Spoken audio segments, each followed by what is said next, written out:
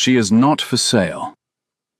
The words crossed the drawing room of Hartley Court like a blade drawn in a quiet church, low and cold, and perfectly clear over the hiss of the fire, and every head turned toward the doorway where the stranger stood.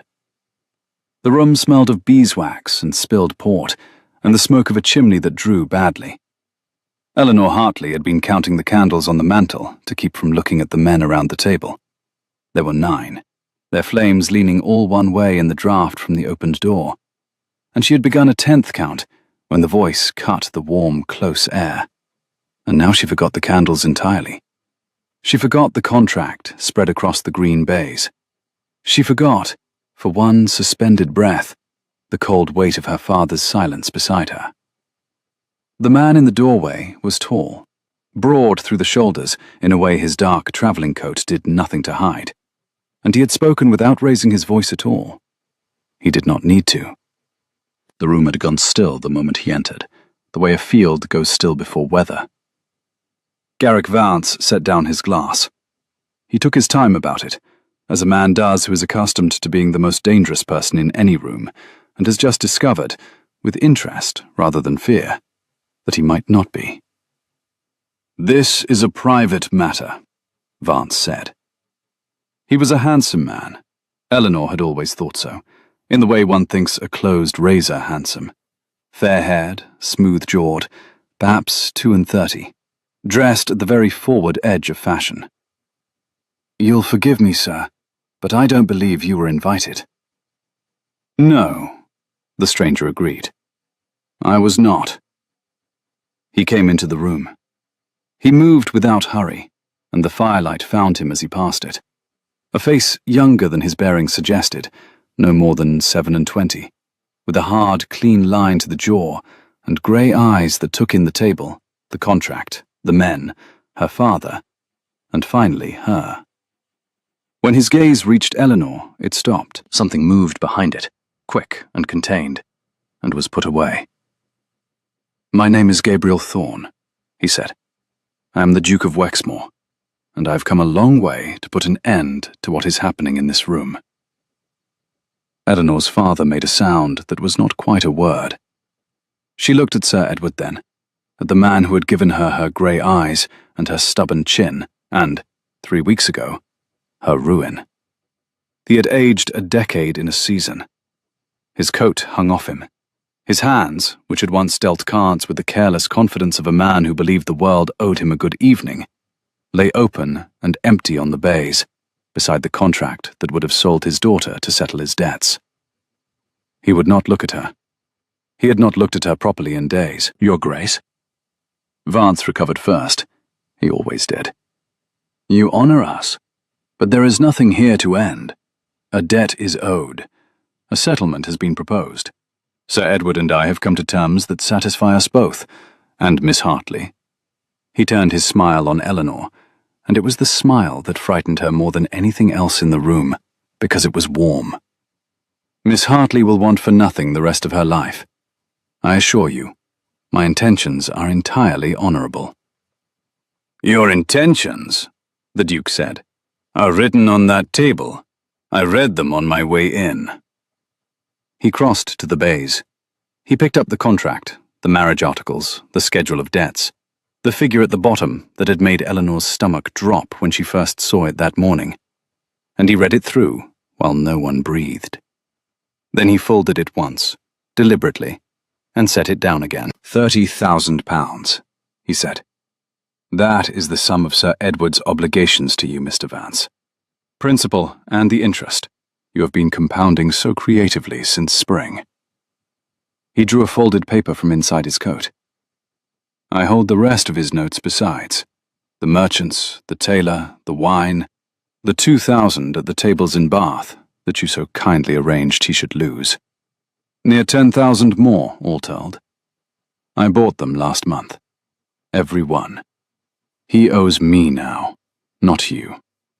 And what he owes me is not a daughter." The silence after that had a texture. Eleanor could feel it on her skin, like the moment before a storm breaks. "You bought his debts," Vance said slowly. I did. Why? And there it was. The question Eleanor herself wanted to ask. The question that had been forming in her since the words, "She is not for sale," crossed the room. Why? She had never seen this man before in her life. She was certain of it. One did not forget a face like that, a presence like that. And yet, he had crossed half of England, by his own account, to stand in her father's drawing room and undo the worst day of her life. And he had looked at her as though he knew her. The Duke did not answer Vance's question. He looked at Eleanor instead. "Miss Hartley," he said, and his voice changed, lost its courtroom edge, dropped to something she would think about for a long time afterward. "I am going to ask you to come away from this house tonight, with your father, to a place where Mr. Vance cannot reach you. You owe me nothing for it. You will owe me nothing ever. But I cannot make you go, and I will not pretend the choice is anything but yours. Will you come?" Eleanor Hartley had spent 3 weeks learning that she had no choices left. Her father had gambled them away, one by one. Her dowry, the unentailed land, the house in town, and finally, when there was nothing else, her. She had wept exactly once, in the dark, and then she had stopped, because tears were a luxury for women with options, and she had run out of those. So she was unprepared for the thing the Duke had just handed her. A choice. A real one, held out plainly, with no figure written at the bottom. She looked at Vance's warm and terrible smile. She looked at her father's bowed grey head. She looked at the stranger who knew her name and her ruin. And, somehow, her. "Yes," she said. "I'll come." It was 40 miles from Hartley Court to Wexmoor, and they made it in a night and half a day. The Duke's carriage exchanging tired horses for fresh at posting inns where the ostlers seemed to know him and to be afraid of his name, and glad of it at once. Eleanor did not sleep. She sat with her back very straight and her hands folded over the small bundle that held everything she had thought worth taking from the house she would never see again. Her mother's prayer book, a green ribbon, 2 changes of linen, and a chipped enamel cup, blue as a robin's egg, that she could not have explained keeping if anyone had asked. Across from her, her father slept the deep, ugly sleep of a man who has not slept in weeks. The Duke rode alongside on a grey hunter rather than share the carriage, which she understood to be a courtesy and was grateful for, because she did not yet know how to be in a small space with the man who had bought her father's debts and asked nothing. Wexmoor rose out of the autumn dawn like something half-dreamed. It was older than Hartley Court, and far larger. Grey stone gone gold where the early sun struck it, its long windows catching fire one by one as the carriage came up the avenue between bare lime trees. Frost lay white in the hollows of the park. Somewhere, a single bell was ringing for a service, and the smell of wood smoke and turned earth and cold came in through the carriage window.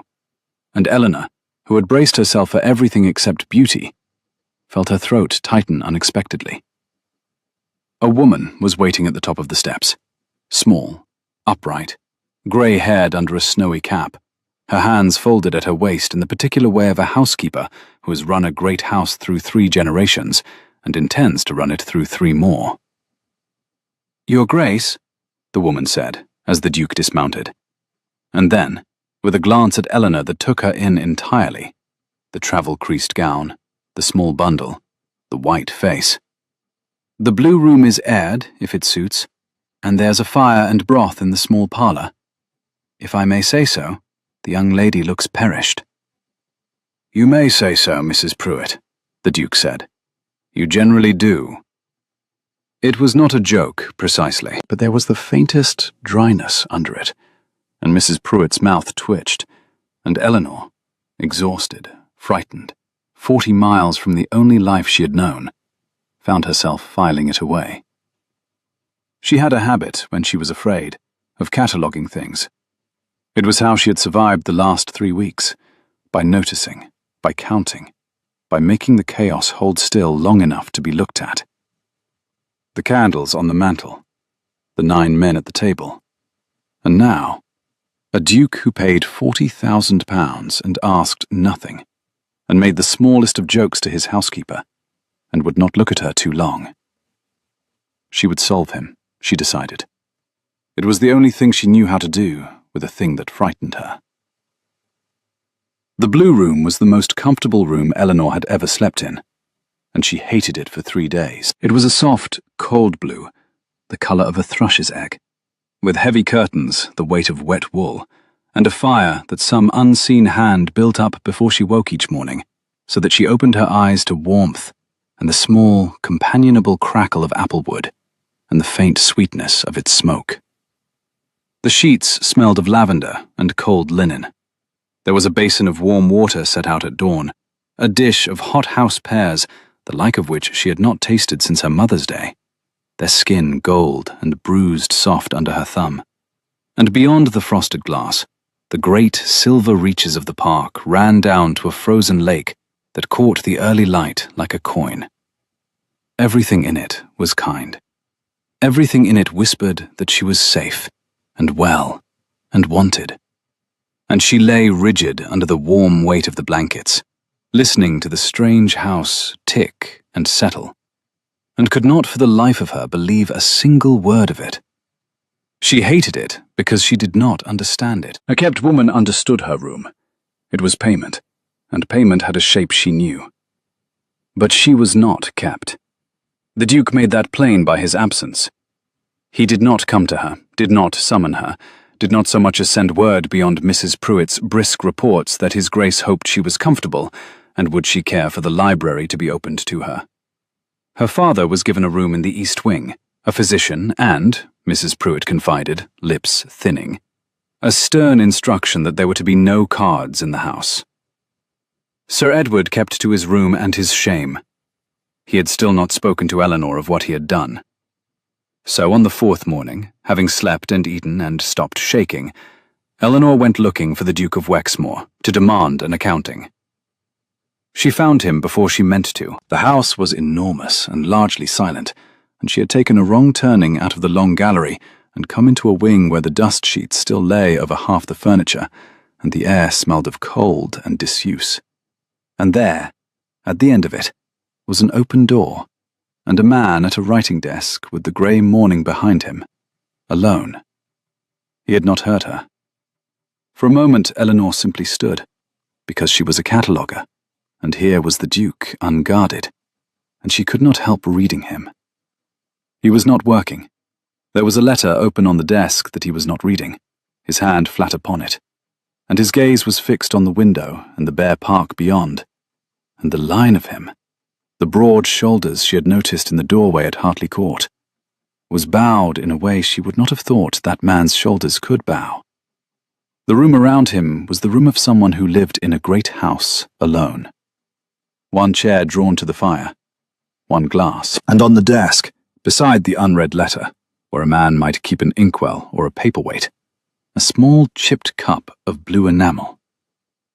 Eleanor's heart did something strange and arrhythmic. It could not be the same cup.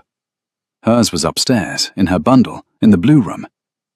And yet, the colour was exact, robin's egg blue, and the chip was in the same place, at the lip, where a careless thumb might worry it, and she had the sudden vertiginous sense of having walked into a room in her own past without knowing the way back out. "You found the part of the house I don't let anyone see," the Duke said, without turning. "Which means you went looking, Miss Hartley, and took 3 wrong turnings to do it. Mrs. Pruitt would have brought you anywhere you asked." "I didn't want to ask Mrs. Pruitt." Eleanor stepped into the room. "I wanted to ask you. And I find I have a great many questions, Your Grace. And you have been remarkably difficult to find for a man in his own house." He turned then. The bowed line of him was gone, put away, as the thing behind his eyes had been put away at Hartley Court. And what faced her was the controlled man from the drawing-room. But he had not been quick enough. She had seen the other thing, and she could not unsee it. "Ask," he said, "why did you buy my father's debts?" Because Vance was using them to take you, and I would not allow it. That is not an answer. That is a chivalry. Men do not cross England and spend £40,000 on a chivalry for a woman they have never met. She heard her own voice climbing and brought it down, because a climbing voice was a losing voice. You looked at me, Your Grace, in that room, as though you knew me. You do not. I would remember you. She made herself say the next part, because it was the fear under all the other fears. So I will ask it plainly, and I will thank you to answer me plainly. What do you want from me? Vance at least had the honesty to write his price on the table. What is yours? The silence stretched. Nothing, he said at last. I want nothing from you, Miss Hartley. I am aware that you have no reason on earth to believe me, and I find I cannot prove it to you except by years, which is a poor currency to offer a woman who has spent the last month being bought and sold by the hour. So I will not ask you to believe it. I will only ask you to stay until the spring, until Vance has exhausted his lawyers and there is no door left for him to come through, and then to go wherever you wish, with money enough to never need a man's protection again. That is all. And the cup, Eleanor said. His stillness changed quality. The cup on your desk, she said.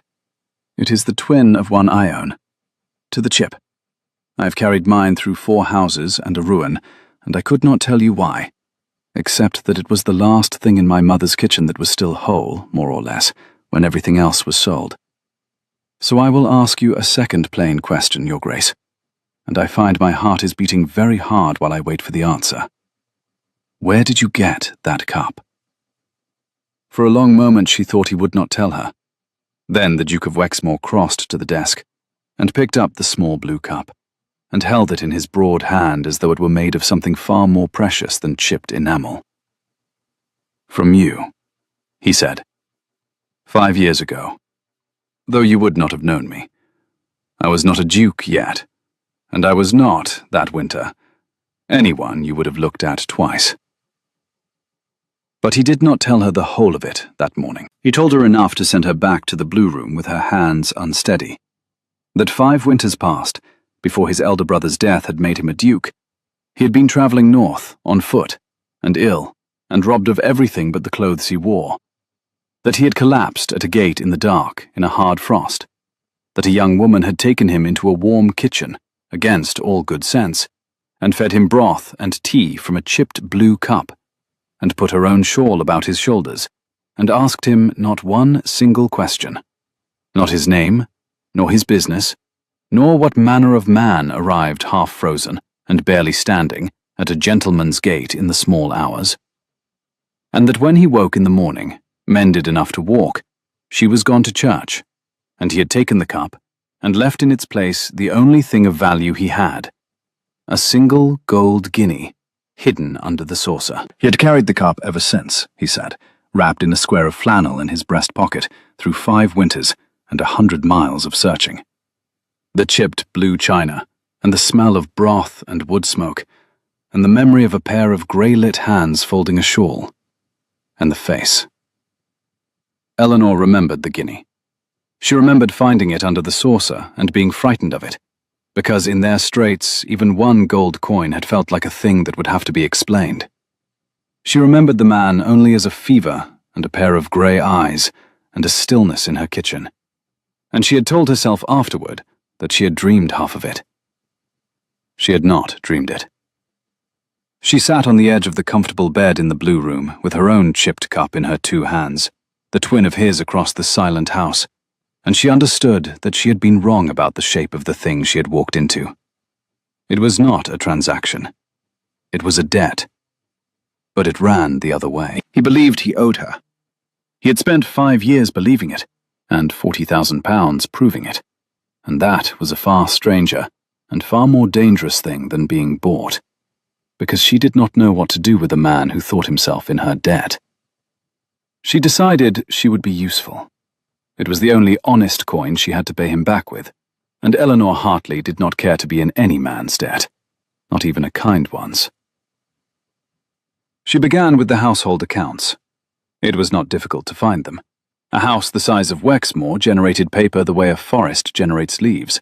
And the steward, Mr. Cole, was an honest, tired man drowning slowly in it. Eleanor had kept her father's books since she was 16, had kept them better than he had watched the columns tip from black to red, and had fought the tide alone for years before it took them under. And within a week, she had made herself indispensable in the small office off the kitchen. And within 2, she had found the first thing that was wrong. "This grain account," she said, laying the ledger before Mr. Cole one grey afternoon. "The Ferncross tenancy. You are charged for seed corn at near double the market rate, and it has been so for 3 years, and the difference goes to a factor in leads I cannot find in any directory. Either your factor is a ghost, Mr. Cole, or someone in this house has been selling your seed corn to himself." Mr. Cole went the color of his own paper. It was the Duke who came to the office that evening, not Mrs. Pruitt, not a summons, but the man himself, ducking under the low lintel, filling the small, warm room the way he had filled the doorway at Hartley Court. He had the Ferncross ledger under his arm. "Cole tells me," he said, "that you have found a thief in my accounts in a fortnight that he failed to find in 3 years. Cole was not looking for one. An honest man rarely is. It does not occur to him." Eleanor closed the book she was working on. "It is a particular gift of mine, Your Grace, finding the rot in a column of figures.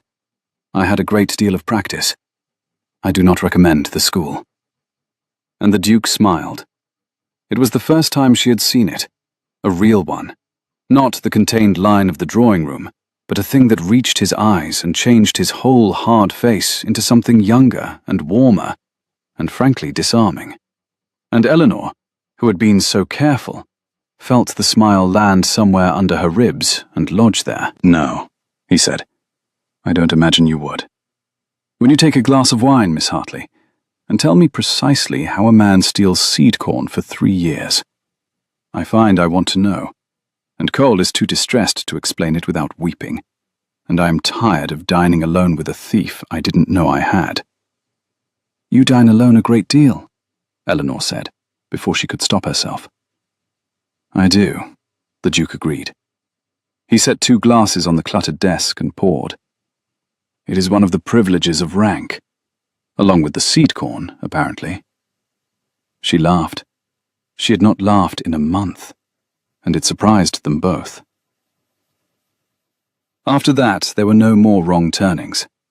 The Duke found her in the office the next afternoon, and the one after that, and by the end of the week, there was a second chair drawn up to Mr. Cole's cluttered desk that everyone in the house understood to be hers, though no one had been told to put it there. He gave her the run of the estate's affairs, slowly, and then all at once, because she was better at them than anyone he employed, and because, she came to understand this only later, turning it over in the dark, it gave them a reason to be in the same room that neither of them had to say aloud.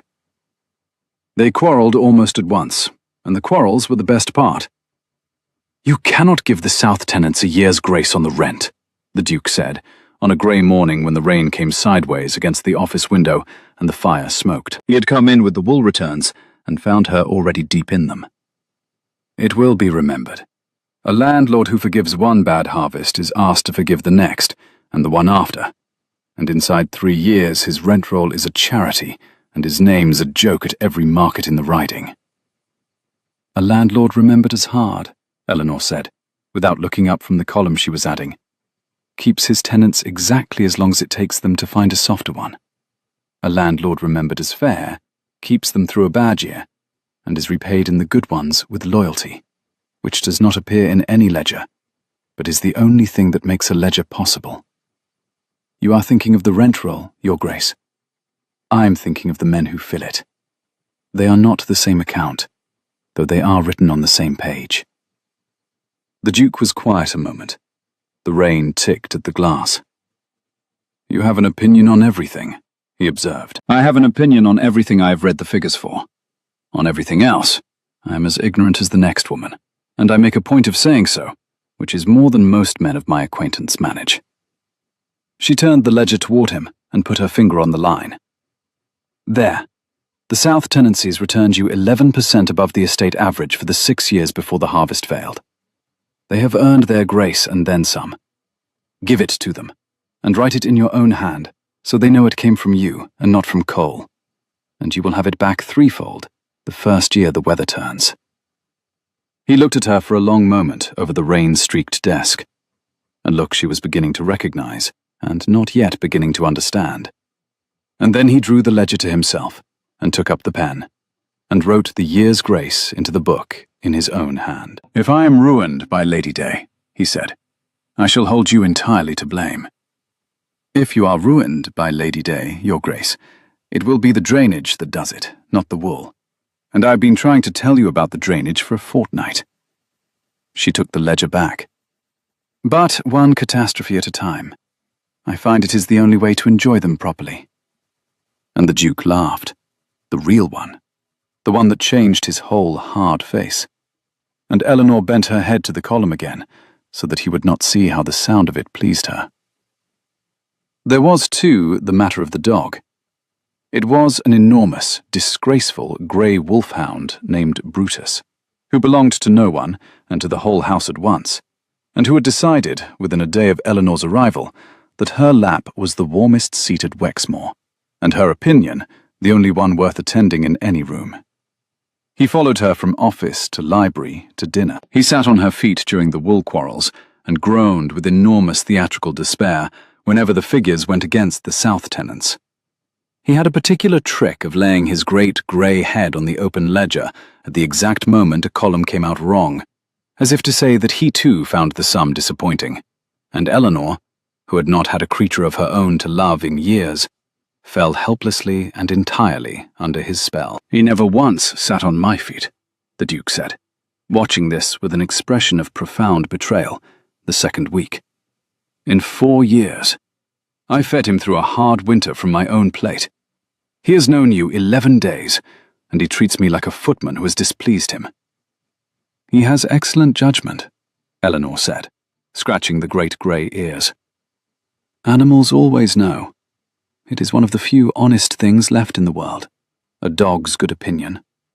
You cannot buy it, and you cannot trap it.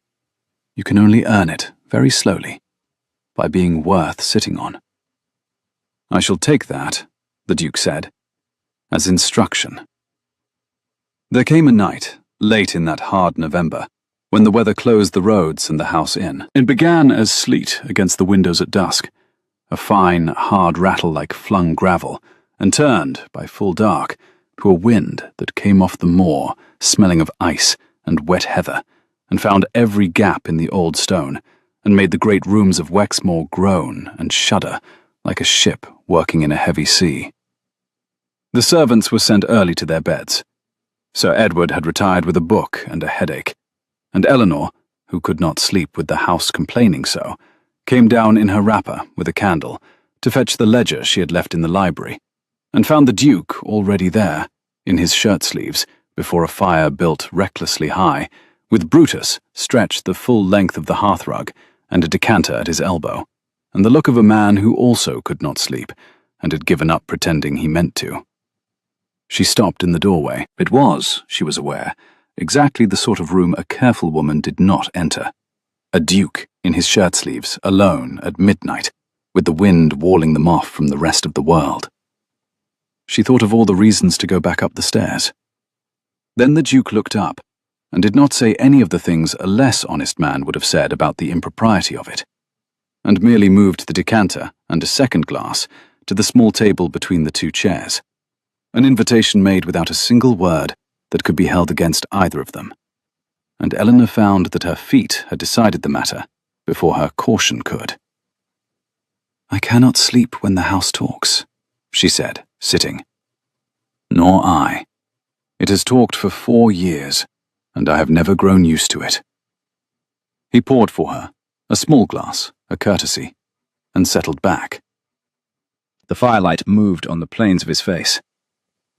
"When I was a boy, this room was always full. My brother's friends, my mother's musical evenings, dogs, noise. I used to hide from it. I would give a great deal now to have one such evening back, and instead I have learned every separate complaint this house makes in the dark. The east gable in a south wind, the long gallery in a north one. It is poor company, a house that talks, but it is the company I have kept. It was the most he had ever said of himself unasked, and Eleanor understood that the dark and the wind and the recklessly high fire had loosened something in him, and that she should be careful, and that she did not want to be. "Tell me about him," she said. "Your brother." So he did, haltingly at first, and then not haltingly at all. A laughing, reckless, generous man, older by 6 years, who had been everything the second son was not, and had carried the title like a man wearing a coat cut for someone else, and had been carried off by a fever after 3 days' illness, while Gabriel was 100 miles away, and arrived too late even for the last of it. And Eleanor listened, and did not fill the silences with the things people said, the "it was God's will" and the "he is at peace now," because she had buried a mother, and knew those words for the cold comfort they were. She only listened, and let the fire burn down, and at some point her hand and his were both resting on the warm, grey flank of the dog between them, not quite touching, near enough that she could feel the heat of him across the half-inch of air, and neither of them moved away, and the not moving was louder than any touch could have been. "You are the first person," the Duke said at last, very low, "to ask me about him in 4 years. Everyone else asks how I do, as though I were the estate, and they wished to know whether I was solvent." "I find 'how do you do' a useless question," Eleanor said. "It has only one permitted answer, and the answer is always a lie. I would rather ask a true thing, and be told to mind my own affairs, than ask a polite one, and be lied to comfortably. It is a great defect in my character. My mother despaired of it." "It is not a defect," he said. "It is the rarest thing I have met in a drawing-room in my life." He looked at her then, full, and the fire was low and the wind was high, and Eleanor's heart was doing the strange arrhythmic thing again, and for one long, suspended moment, the half-inch of air between their hands seemed the only distance left in the world. And then Brutus, with the magnificent timing of his kind, rolled over with a groan that displaced both their hands at once and demanded his belly be attended to, and the moment broke into laughter, and was let go, and was not forgotten by either of them. Eleanor took her ledger up the stairs that night, and did not read a line of it. Her father grew stronger as the month turned.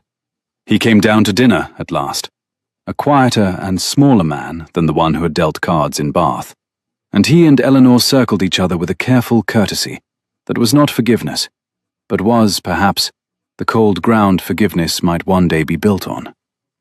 The first evening he came down, they were seated alone together, the Duke being away at the far end of the estate over a flooded mill, and a long table laid for two is a cruel thing for people who do not know what to say to each other.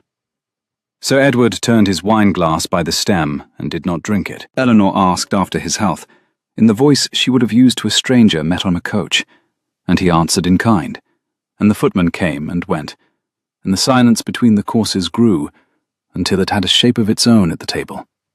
A third guest no one had invited. "Your mother," Sir Edward said at last, abruptly, to the candle flame rather than to her, "used to keep the books. Did you know that? Before you were old enough. She had a hand like a clerk and a head like a banker, and she never let me see how bad it was, not once, because she did not wish to trouble me." He turned to the glass. "I thought, when she was gone, and you took it up, that you were only a child playing at her desk. I did not look. It was easier not to look. I have spent my whole life, Eleanor, not looking at the things your mother, and then you, carried so that I need not. I see that now. I saw it the night that man stood up in my drawing-room, and named my daughter as a sum I owed." It was the nearest he had ever come to speaking of it. Eleanor found she could not answer him. Her throat had closed. She looked at her plate. "I do not ask you to say anything," her father said, more gently. "I have not earned a word. I only wished you to know that I know what you carried, and from how young, and that I never once thanked the two women who carried it. Eat your dinner, child. You have grown thin, and this is a duke's table, and it would be a sin to waste it. And he picked up his own fork at last, and ate, and Eleanor ate too, and it was not forgiveness, but they finished the meal in a silence that had softened, by the end of it, into something a person could sit inside without flinching. After that, he came down most evenings. He watched her with the Duke. She caught him at it once or twice, Sir Edward's eyes going from his daughter to the Duke and back, troubled, as though he were doing a sum and did not like the answer. The cup stayed on the Duke's desk. Hers stayed in the blue room. Neither of them moved it, and neither of them spoke of it, and it sat between them in every room they shared, like a question that had been asked and not yet answered. The first frost gave way to a hard, bright November. There was ice on the inside of the windows in the morning, and the fires were kept blazing, and Wexmoor, which had felt like a beautiful tomb when Eleanor arrived, began, quietly, against all her intentions, to feel like something else. Then, Vance's letter came. It came on a Tuesday, in a packet of estate correspondence, and Eleanor, who opened all the estate correspondence now, opened it before she saw the hand, and went cold to the bone.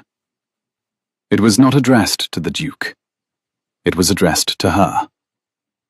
Miss Hartley, it read, I trust you are comfortable. A great house is a pleasant cage, and his grace is, I am told, a generous jailer. But I wonder if he has told you the whole of how you came to be in it. Ask the Duke about the night your father lost the last 2,000 at Bath. Ask him whose man sat across the table dealing the cards. Ask him why a stranger should have spent 5 years and a fortune arranging the ruin of a family, only to ride to its rescue at the final hour, like a player who has stacked a deck and then offers so graciously to deal you a better hand. You are a clever girl, they say. Be clever now. Yours, in patience, G. Vance. Eleanor read it 3 times. Then she sat very still in the small office, with the fire ticking beside her, and she felt the careful structure she had built over the last weeks, the trust, the arguing about wool, the smile that had lodged under her ribs. She felt it shudder on its foundations. It was a lie. Surely it was a lie. Vance was a liar by trade. He dealt in them as he dealt in debts, and yet, a player who has stacked a deck.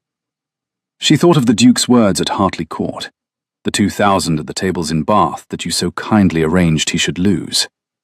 And she thought, for the first time, to wonder how the Duke of Wexmoor had come to know, in such precise detail, the architecture of her father's ruin.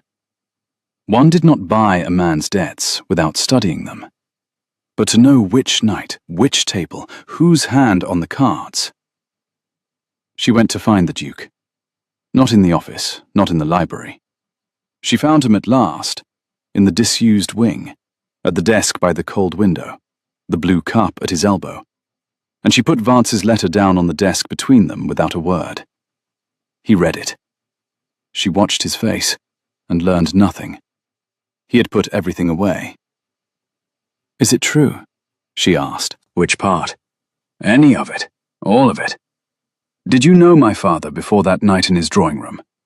Did your man sit at that table in Bath? Her voice was steady. She had made it steady. It cost her. Did you arrange any part of the ruin you rode in to mend? The Duke was quiet for a long moment. Then he said, Sit down, Eleanor. It was the first time he had used her name. She did not sit.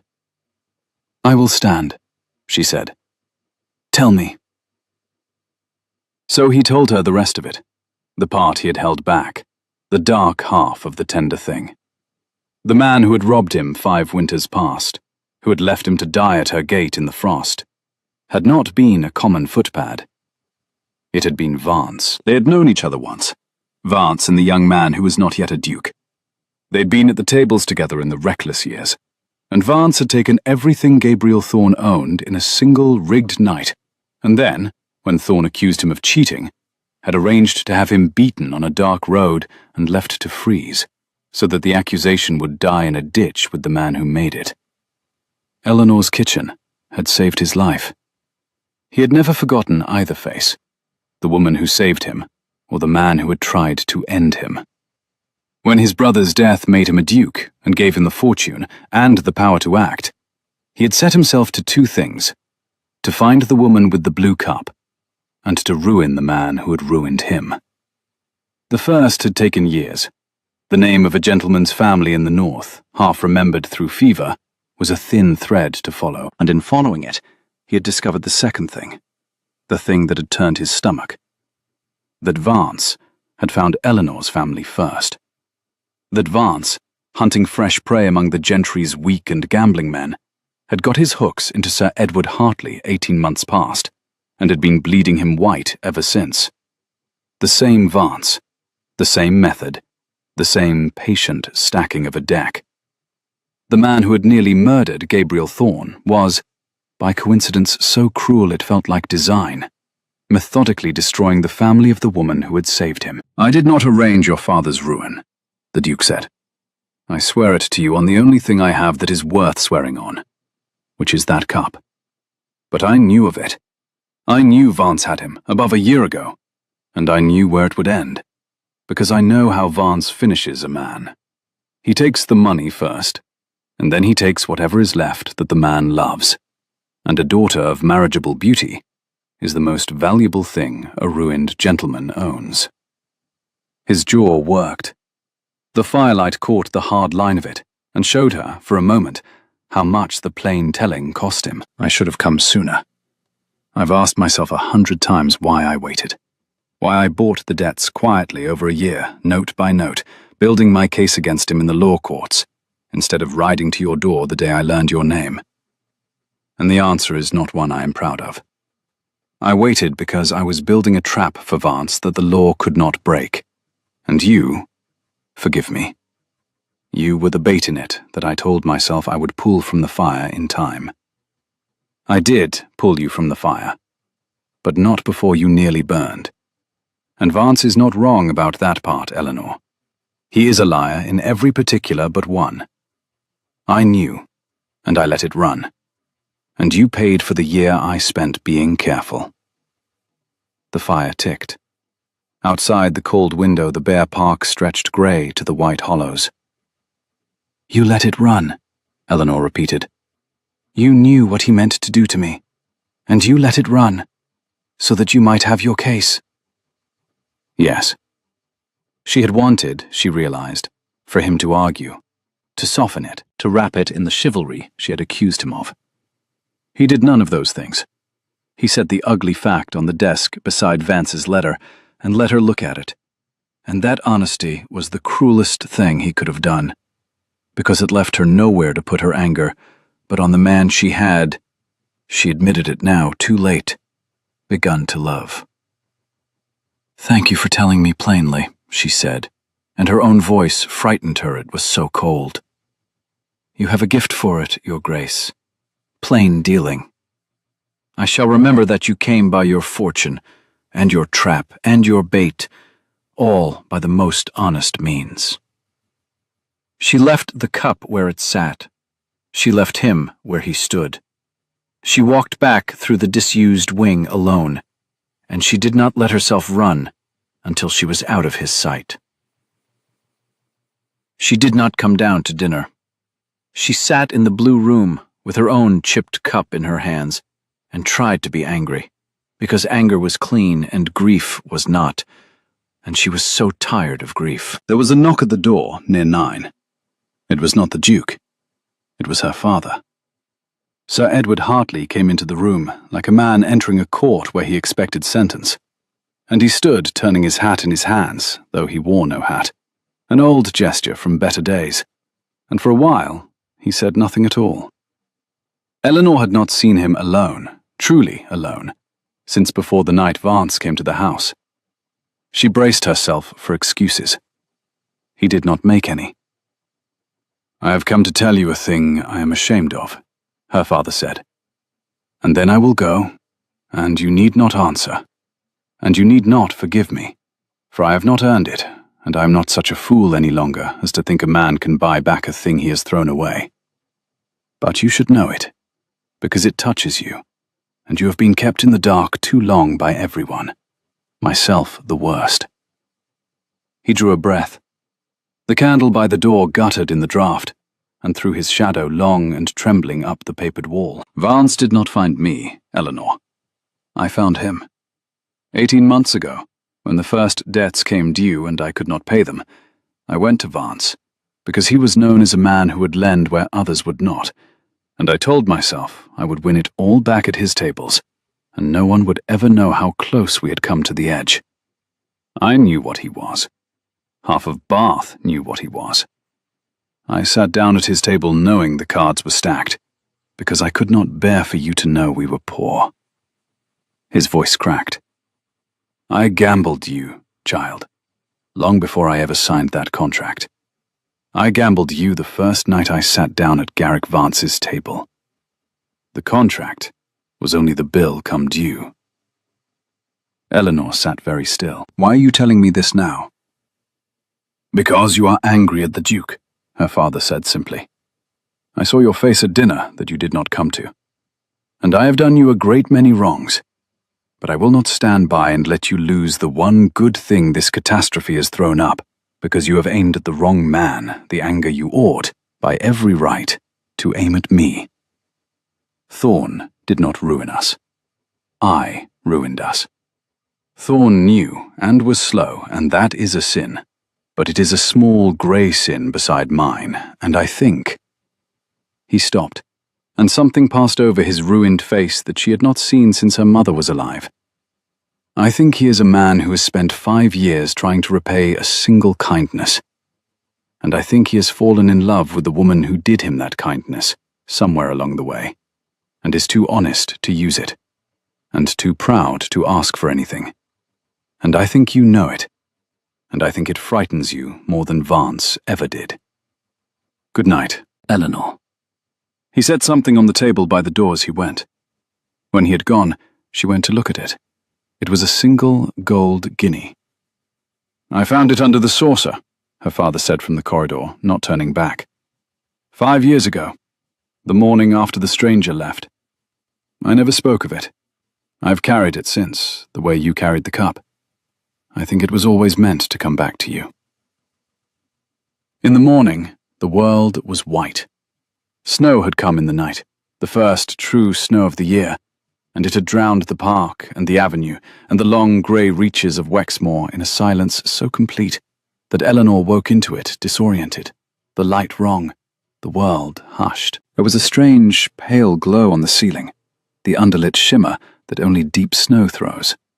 And when she went to the window, the cold came off the glass against her face, and her breath bloomed white upon it, and below her, the park lay smooth and blue-shadowed and untouched, every black branch furred with white, the frozen lake a sheet of dull pewter, and not a footprint or a bird-song anywhere in all that muffled brightness.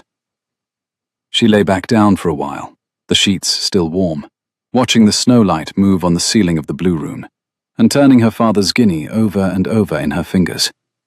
The small, cold weight of it, the worn, milled edge catching her thumb. And somewhere, in that quiet hour, the anger she had worked so hard to keep finally went out of her, like a fire she had stopped feeding. What was left when it had gone was simpler and harder. He had let it run. That was true, and it would always be true. And he had crossed England with a chipped cup in his coat, and learned the price of wool because she cared about it, and written a year's grace into his book in his own hand because she had asked, and looked at her across a dozen rooms as though she were the answer to a question he had carried for 5 years. Both things were true at once. She had spent so long cataloguing the world into columns, debt and credit, safe and dangerous, kept and free, that she had forgotten a person was not a column. A person was the whole untidy ledger. She found him in the disused wing, of course, but he was not at the desk. He had pulled back the dust sheets from a window seat and was sitting in the cold white light with the blue cup in his hands, not drinking from it, only holding it. And when she came in, he looked up and did not put anything away. He let her see it. The tiredness, the hope he had no right to and could not help. The thing he had carried. "I owe you an apology," Eleanor said.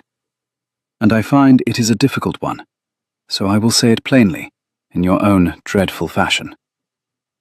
I was angry at you for a sin that was mostly my father's. He came to me last night and told me the truth of it. You were slow, Your Grace, and slowness can be a cruelty, and I will not pretend you were blameless. But I aimed the whole of my grief at you because you were near and safe to be angry at, and because—" She stopped. The next part was the hardest thing she had said in 5 years. "Because it is easier to be angry at a man than to love one. And I have been doing the easier thing." The Duke went very still. "Eleanor, I'm not finished. I have one more plain thing to say, and then you may have your turn." She crossed the cold room and stood before the window seat, and she took her own chipped blue cup from the pocket of her gown, where she had carried it down through the silent, snowbound house, and she set it on the sill beside its twin. 2 robin's egg cups, each chipped at the lip, side by side in the snowlight. "There," she said, and her voice was not steady now, and she let it not be steady. "They have been in separate rooms long enough." He reached out and turned the 2 cups so they faced the same way, and then he took her cold hand in his warm one, the way one takes hold of something one has been afraid to want. And Eleanor Hartley, who had run out of choices and been handed one, who had set out to solve a duke and been solved instead, sat down beside him in the white light, and for a long while neither of them said anything at all.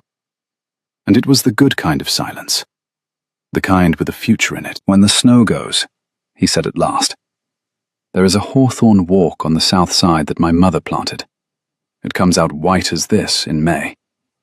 I have not been able to walk in it in 5 years. I should like to walk in it with you when the spring comes, if you mean to stay." "I mean to stay," Eleanor said. "And I warn you, Your Grace, I shall have a great deal to say about the drainage by May." "I am counting on it," said the Duke of Wexmoor, and there was the smile, the real one, and she kissed him then, in the cold, bright room, with the 2 cups on the sill, because she had run out of reasons not to, and had never in her life been a coward. It could not last, of course. Vance was not a man who lost gracefully, and he had 1 card left, and he played it the way he played everything, patiently, and at the worst possible moment. It came 8 days later, when the snow had turned to a grey thaw and the roads were open again. It came in the form of 2 men. A magistrate Eleanor did not know, and a barrister she did not know, and a 3rd man she knew far too well, who walked into the great hall of Wexmoor at noon, with his fair hair smooth, and his razor smile in place, and a sheaf of papers in his gloved hand. "Your Grace," Garrick Vance said, "Miss Hartley, forgive the intrusion. I have come on a matter of law, and I have brought witnesses, so that there can be no question afterward of what was said." He inclined his head to the magistrate. "Sir John has kindly agreed to attend." The papers were a suit. Vance had brought a charge of breach of contract. The marriage articles Sir Edward had signed, the ones the Duke had folded and set down on the green baize. And he had brought, too, a far more dangerous instrument. A sworn deposition, 3 pages of it, alleging that the Duke of Wexmoor had abducted a gentlewoman from her father's house under colour of debt, that she had been held at Wexmoor against her will these 2 months, that her reputation was in ruins and her father's authority usurped, and that the only honourable remedy, Vance spread his hands, reasonable, grieved, was for the lady to be returned at once to her father's keeping, the contract honoured, and the matter settled quietly, as such matters were always settled, by her marriage to the wronged party. To Vance, "You have a choice, Your Grace," Vance said, and the warmth in his voice was the most frightening thing in the hall. "We can do this in a courtroom, where Miss Hartley will stand in the dock and have her 2 months under your roof read aloud to all of Yorkshire, and her name will not survive it, whatever the verdict. Or you can hand her back, and her father, and the contract will be honoured, and not one word of any of it will ever be spoken again. I am, as ever, a generous man. I offer the lady her good name. All I ask in return is what was always mine." And Eleanor watched the Duke of Wexmoor's face, and watched him understand that Vance had found the one door that could not be barred, that a woman's name, once spoken in a courtroom, did not come clean again, whatever the truth, that he could win the case and still destroy her, but the only way to save her name was to hand her to the man who would destroy the rest of her. And she watched the Duke do the thing she had been most afraid of, the thing his honesty had always promised he would do. "Give us the night," the Duke said. "You will have your answer in the morning." He did not come to her that evening. He sent Mrs. Pruitt with a letter. Eleanor read it by the fire in the blue room, and each line of it was a stone laid on her chest. "Eleanor," he had written, "I have turned it over 100 ways, and there is no way through that does not end with your name spoken aloud in a courtroom. And I find I cannot purchase my own happiness at that price, however much I want to. Vance is right that I cannot protect you and keep you both. So I will do the only thing left that protects you. In the morning I will give Vance the contract, but I will buy it from him first, at any price he names, and I will not give him you. I will settle the whole of your father's debt a second time over, and I will provide for you and for Sir Edward a sum that places you beyond the reach of any man's contract for the rest of your lives. And I will send you both, with Mrs. Pruitt and every protection I can buy, to my house in the south, where Vance's reach does not run. And you will be free, Eleanor, truly free, of him and of your father's debts, and, this is the part I can hardly write, of me. For my name attached to yours now is the very thing he will use against you. The kindest thing I can do, the only honest thing, is to set you down somewhere safe and far, and let you go. You once saved a stranger's life, and asked him nothing, and let him walk away in the morning. Let me, just once, be as good as you were. G.T. Eleanor sat with the letter a long time. He had decided it for her. That was the thing that broke through the grief, and turned it, slowly, to a white, clean fury. Not at his cowardice, for it was not cowardice. It was the opposite. It was the most expensive courage she had ever seen a man spend. But at his certainty. He had read the situation as a column of figures, debt and credit, safe and free, and he had balanced it, and found that the sum came out to his own removal, and he had made the entry in his own hand without once asking the one person the ledger was actually about. He thought he was being kind. He thought he was being as good as she had been. He had courted her with honesty for 2 months, and then, at the last, he had decided he knew better than she did what she could bear. He had looked at the woman who found the rot in any column of figures, and he had not trusted her to find the way through this one. He believed the only thing he had to offer her was his absence. He believed she was a debt to be settled and set free, and not a partner to be handed a card and asked, well, what do we play? She had been handed a choice once before, in a drawing room full of dangerous men, and it had changed everything. She found she was done being handed her choices already made. She did not weep over the letter. She folded it, and set the 2 chipped cups together on the mantel where she could see them, and she sat down at the little writing table in the blue room, and began, very calmly, to plan how she was going to save them all herself. Because she had found the rot in this column too, hours ago, and the Duke, in all his honest grief, had walked straight past it. Vance's whole suit rested on a contract, and Eleanor Hartley had spent 8 weeks inside the accounts of the man Vance had been bleeding, and 3 years before that, inside the wreck of her own father's affairs, and she knew exactly where a man like Garrick Vance kept his rot. Because it was the same place she had found it in the Ferncross grain account. In the figures he thought no one clever enough to read would ever read. She was in the small office before dawn, with 3 years of Sir Edward's correspondence, and every paper Vance had ever sent, which her father, she could have wept with love for the broken man, had kept, every one in a tin box, out of the same shame that had made him keep the guinea. By the time the grey light came up over the thawing park, she had it. The contract Vance meant to enforce was dated the 3rd of September. Eleanor laid it beside a letter in Vance's own hand, dated the 11th of August, in which Vance, careless, certain, a man who never imagined his marks could read, referred to a loan advanced at 34% monthly. Usury.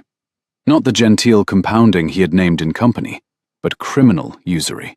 Plainly written, 34% a month, in his own hand and over his own signature, weeks before the contract he now asked a magistrate to enforce. A contract built upon a usurious and unlawful loan was no contract at all. It was void in its foundation, and a man who came before a magistrate to enforce it was confessing, in the same breath, to the crime that made it worthless, and to a dozen other counts besides. For if he had done it to Sir Edward, he had done it to every ruined gentleman whose paper the Duke had been quietly buying for a year. And every one of those papers, Eleanor realized, her heart beginning to pound against her stays, was sitting in the Duke's own muniment room. A year's worth of evidence the Duke had gathered for a case at law, and never once thought to read for this. She did not go to the Duke. She thought about it. For the length of one cold breath, she thought about taking the August letter up the stairs and laying it before him, and letting him be the one to carry it down into the hall at noon. Because that was how it was meant to go, was it not? The lady finds the thread, and the gentleman pulls it, and the world is set right by a man's hand, and the lady is thanked very prettily afterward, and given a glass of wine. But she had spent 2 months watching the Duke of Wexmoor decide things for her out of love, and she had read his letter in the night, and she knew with perfect clarity that if she handed him the August letter, he would find some honest, ruinous reason to spend it gently, to take Vance aside and buy his silence with it, rather than break him with it, to protect her name by burying the very thing that could clear it. He would be kind. He was always kind. And his kindness was the one weapon Vance had never had to fear. So she took Mr. Cole's keys, which were hers to take now, and she let herself into the muniment room while the house still slept, and she built her case the way Vance had built his trap, patiently, in figures, leaving no door. It was a long, cold room, lined floor to ceiling with the deed boxes of 300 years, and somewhere in it lay a year of the Duke's quiet work. Every note of hand, every assigned debt, every ruined gentleman's paper that Gabriel Thorne had bought up, note by note, while he built his case at law, and never once thought to read, for the thing Eleanor needed now. She found the boxes by their labels in the steward's cramped hand: Pratt, Ainsley, Harker of Sheffield, and she lifted them down one by one and set them on the long table and opened them in the grey light, and she read. It was there. Of course it was there. Vance was a careful man in every particular, but the one that mattered, which was that he had never in his life imagined a reader. The Pratt papers held a note at 1 40%. The Ainsley box held 2. Harker of Sheffield had been bled at the same rate as her father, 4.30 the month, the figure written out in the same fair, careless hand in 3 separate letters. A man so certain of his mark's stupidity that he had not even troubled to vary the wording. She laid them out across the table in a long row, her father's August letter at the head of it, and she stood back and looked at the whole of it laid bare in the cold, and she understood that she was looking at the architecture of a dozen ruins, every beam and joint of it, drawn out in the builder's own hand. Her own hands were stiff with cold, and she did not feel them. She found paper and ink in the steward's drawer, and she copied out, in her own clear column, the date and the rate and the signature of every usurious loan. A fair abstract a magistrate could read at a glance. Hartley, August 11th, 34% monthly. Pratt, March 2nd, 41%. Harker, June 9th, 34%. And beside it, she set the date of each contract Vance had since enforced, or meant to, so that the rot and the fruit of it stood side by side, where no man could pretend not to see the one growing from the other. She worked the way she had worked at her father's books at 16, alone in a cold room at the hour no one else was awake, fighting a tide of figures she had not made. Only this time, the tide was running the other way, and she was not bailing out a sinking house, but quietly breaching the walls of another. When the church clock struck 11, she straightened, and her back ached, and the row of letters lay across the table like a hand of cards dealt face up at last. She gathered the ledgers into her arms. They were heavier than they looked, a year of a man's patience and a morning of her own. And she went up to the blue room and put on her mother's emerald green gown, the one good thing that had survived the sale, because she had learned from Vance himself that when you came to break a man, it was as well to be looked at while you did it. And at noon, when the household assembled in the great hall, and the magistrate took his seat, and the barrister cleared his throat, and the Duke of Wexmoor came down the stairs with the face of a man walking to his own execution, prepared to buy a contract and surrender the woman he loved to save her name, Eleanor Hartley walked into the hall first, in her mother's emerald green gown, with an armful of ledgers, and set them down on the table with a sound like a verdict.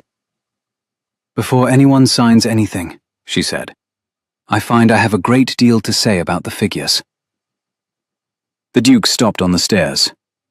"Miss Hartley," Vance said, and for the first time the warmth in his voice had a thread of something else under it. "This is no place for a lady. The law is a hard country. You would do better to wait above with Mrs. Pruitt until the gentlemen have—" "Sir John." Eleanor did not so much as glance at Vance. She addressed herself to the magistrate, an elderly man with shrewd eyes, who was watching her with the first real interest he had shown all day. "You have come to consider the enforcement of a contract of marriage, dated the 3rd of September, founded upon a debt owed by my father, Sir Edward Hartley, to Mr. Garrick Vance. Is that correct?" "It is, Miss Hartley," the magistrate said. "Then I would draw your attention to this." She opened the first ledger and laid Vance's August letter beside it, and put her fingertip on the line. A loan, in Mr. Vance's own hand, over Mr. Vance's own signature, advanced at 34% a monthly. That is the foundation of the debt. The contract you are asked to enforce is built upon it. I am no lawyer, Sir John, but I have read a great many books of account, and I was given to understand that a debt at such a rate is not a debt the law will know. Usury, I think, is the word. And a contract raised upon a usurious loan, she let it hang, is void, the magistrate said slowly. In its inception. Yes. He took the letter from her and read it, and his shrewd old face went still. "Mr. Vance, this is your hand?" Vance's smile had gone entirely now. "It is a forgery. The girl is the Duke's creature. She would say, 'It is your hand, Mr. Vance,' on a letter you sent my father in August, kept in his own tin box these 18 months, with your seal upon it." Eleanor turned, at last, to face him, and she found she was not afraid of the razor smile any longer, because she had read his ledger, and a man you have read holds no more terror. "And it is not the only one. There is the June note to a Mr. Harker of Sheffield, bled at 34 the month exactly as my father was. There is the letter to a Mr. Ainsley, and there is the one to poor old Colonel Pratt, at 1 per centum, whose paper his Grace bought last spring, and which sits, with all the rest, in the room behind that door." She nodded at the muniment room. The whole hall had gone still around her, the cold light from the high windows lying flat on the flagstones, and her own voice sounded very clear in it. "You have ruined a great many gentlemen the same way, Mr. Vance, with the same crime, written down in the same careless hand, because it never once occurred to you that a ruined man's daughter might learn to read a column of figures, or that a duke might keep your letters. You came here to enforce a contract. I think instead you have walked into a room and confessed to a dozen crimes before a magistrate. And I think Sir John is even now wondering how many more boxes there are. The great hall was utterly silent. "There are 11 more, Sir John," the Duke said from the stairs. His voice had changed. The man walking to execution was gone. 11 more families, 11 more boxes. I had gathered them to break him in the courts within the year. I had not. He looked at Eleanor, and something broke open in his face that he made no attempt at all to put away. I had not thought to let the cleverest person in 3 counties read them first. It ended quickly after that, as these things do once the foundation goes. The magistrate was an honest man and a thorough one, and a charge of usury laid before him with the evidence already stacked and a duke's resources behind it was not a thing Garrick Vance's smile could talk its way past. Sir John took the August letter and the Harker note and the Pratt papers into his keeping. He bound Vance over to appear at the next assize on the count of usury that touched Sir Edward and, as the Duke's boxes were opened one by one through the grey afternoon, on the 11 counts that touched the rest. The barrister Vance had brought to ruin Eleanor's name spent the afternoon instead very quietly resigning his brief. But it was not quite finished, and Eleanor would not let it be finished, off stage, in some courtroom in the spring where she could not see it. She had been the thing fought over in too many rooms. She meant to be in this one at the end. So when the magistrate had gone, and the boxes were sealed, and Garrick Vance stood in the great hall of Wexmoor, stripped at last of every paper and every smile, a man who had built his whole life on the certainty that no one beneath him could read, Eleanor crossed the hall and stood before him and held out her hand. "The contract," she said. "My father's marriage articles. You will give them to me, Mr. Vance, here, now, and you will put them in my hand, because you came to put a price on me in this house once, and I find I want to be the one who ends it." For a moment she thought he would not. His hand shook with the effort of his hatred. But the magistrate was not yet to his carriage, and the Duke stood at Eleanor's shoulder, near and silent and immovable as a wall. And in the end, Garrick Vance drew the folded contract from his coat and laid it in Eleanor Hartley's open palm. "You think you have won," he said softly. "A gambler always knows the difference, Miss Hartley, between a hand he has won and a hand the table has merely let him keep. You will learn it too, in time." "Perhaps," Eleanor said. "But I shall learn it free, Mr. Vance, and you will learn it at the assize, and I find I can bear the difference." She did not raise her voice. "You may go now. There is nothing in this house that belongs to you, and there never was." He went.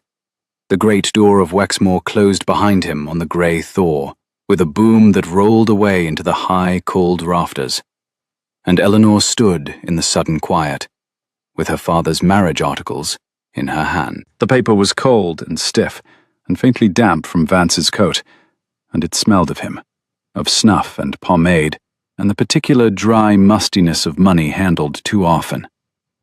She walked to the great hearth where the fire was banked high against the cold, the heat of it pressing red against her cheek, and she laid the contract on the coals. For a moment it only smoked, the ink blistering. Then the corner caught with a small bright flare, and the page curled in on itself, the brown edge eating inward, and she watched it twist and blacken and crumble to a grey lace of ash, the figure at the bottom, the price they had set on her, glowing orange a moment and then gone, with no sound but the soft hiss of the flame, and, somewhere behind her, the Duke letting out a breath he seemed to have held for 2 months. The Duke had said nothing through all of it. He had only stood at her shoulder, the wall she could lean on and had not needed to. Now, with the others gone to see Vance off the grounds and the hall emptied around them, he turned her gently by the shoulder so that she faced him. And Eleanor saw that the Duke of Wexmoor, who had crossed England, who had bought a year of a man's debts to lay a trap, who had been prepared that very morning to give up everything he wanted to save her name, was looking at her as though he had never in his life seen anything like her, and did not expect to again. "You read my letter," he said. "I did. And you ignored every word of it." "I did. It was a very honest letter, Your Grace, and a very stupid one. And the two things are not, it turns out, mutually exclusive." She found she was smiling, and that her eyes were wet, and that she did not care about either. "You decided it for me.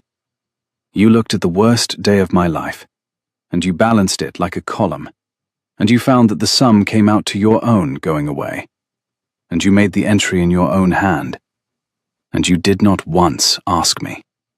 After 2 months of asking me about the drainage and the wool and the south tenancies, after handing me a choice in my father's drawing room when I thought I had run out of them forever, at the very end, when it mattered most, you did not trust me to bear my own life.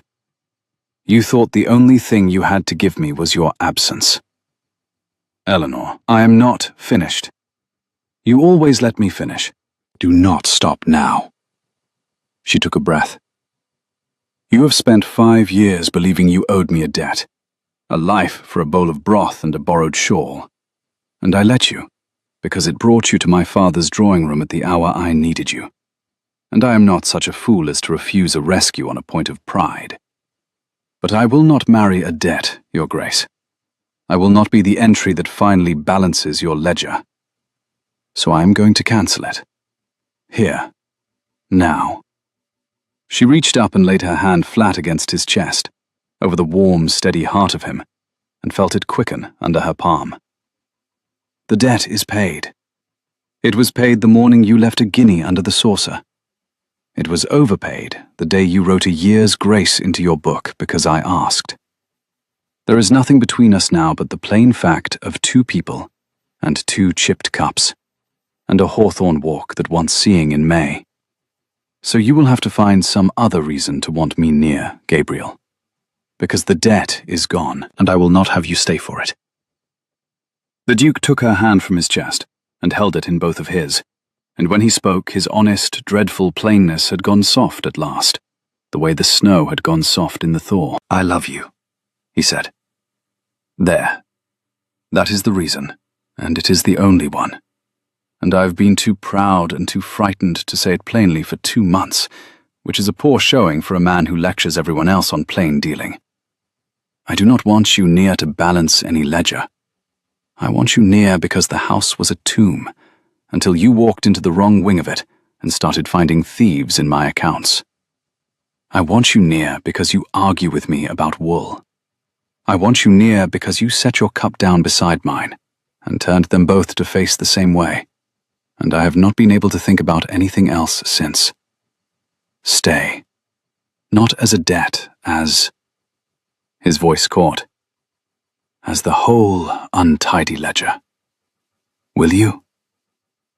Eleanor Hartley, who had set out to solve a duke and been thoroughly solved instead, looked up at him in the firelit hall where she had once been brought to be sold, where she had just watched the proof of her own freedom burn, and she gave him the same answer she had given a stranger in a drawing room 2 months before, and meant it 10,000 times more. "Yes," she said. "I'll stay." They were married in the spring, in the small church on the Wexmoor estate, where the single bell had been ringing on the morning Eleanor first came up the avenue, and the hawthorn was out along the south walk exactly as the Duke had promised, white as snow, white as the day everything turned. It was a quiet wedding. Sir Edward gave his daughter away with a hand that did not shake, having gone 6 months without a card and a tin box lighter for it. And he wept, and was not ashamed. And that was its own kind of mending. Vance was at the assize by then, which was as much as either of them ever cared to know of him. The 11 boxes had done their work, and Colonel Pratt had his name back, and so did the others, and Eleanor thought that was a better revenge than any courtroom drama. The slow, quiet returning of 11 men's good names. She had found the rot in the column. The column had balanced. She found she could let the rest go. A year after the snow, on a bright, cold December morning, the Duchess of Wexmoor sat at the long table in the small parlour with the household accounts open before her and a quarrel with her husband about drainage already 2 days old and very far from settled. The fire was high. Frost feathered the corners of the windows. From the kitchen came the smell of bread, and from the south, the thin, sweet sound of the estate bell.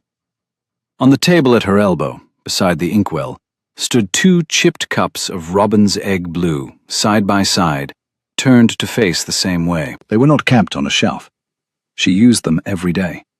They held her morning tea and his, and the chip at the lip of each had been worried a little wider by 2 thumbs instead of 1, and that seemed to her exactly right. A thing made more worn and more whole at once by being shared. The Duke came in stamping snow from his boots, the grey hunter's breath still on his coat, and he leaned over her shoulder to see what she was frowning at, and read it, and groaned. The drainage again. The drainage always, Eleanor said. She reached for the nearer of the 2 blue cups, and found it warm. He had filled it for her on his way in, the way he did every morning, without being asked. She wrapped her cold hands around it, and looked up at the man who had once crossed England to repay a bowl of broth, and had stayed, in the end, for nothing but love. Sit down, Gabriel. I find I have a great deal to say about the figures. He sat down beside her and pulled the second cup toward himself. And outside, the December sun came white over the hawthorn walk, where the buds were already counting toward May. I'm counting on it, he said.